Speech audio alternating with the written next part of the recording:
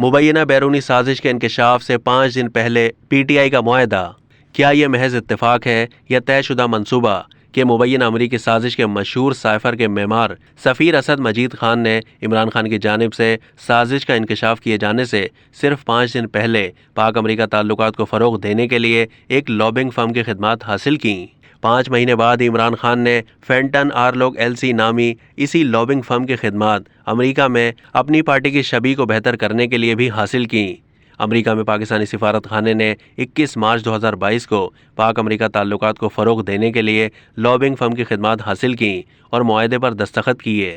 معاہدے کے مطابق سفارت خانہ اپنی خدمات کے لیے لابنگ فرم کو ماہانہ $30,000 ادا کرے گا۔ معاہدے پر ابتدائی طور پر 21 مارچ سے 20 ستمبر 2022 تک 6 مہینے کے لیے دستخط کیے گئے تھے، جس کے مطابق سفارت خانے کو 2 مہینے کی پیشگی ادائیگی کرنا تھی۔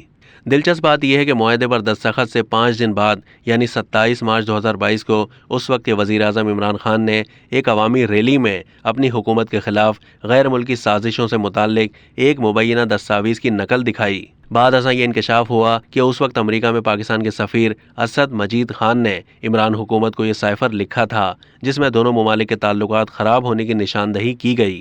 اس سائفر میں مبینہ طور پر سفیر اسد مجید خان اور امریکی معاون وزیر برائے جنوبی اور وسطی ایشیا ڈونلڈ لو کے درمیان 7 مارچ 2022 کو ہونے والی میٹنگ کے منٹس شامل ہیں۔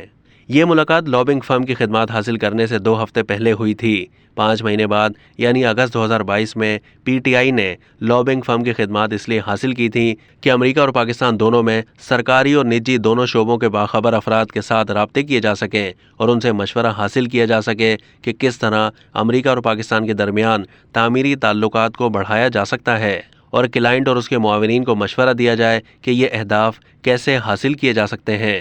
اب تک کے لیے اتنا ہی۔ مزید معلومات کے لیے ڈیلی جنگ کے YouTube چینل کو سبسکرائب کیجیے۔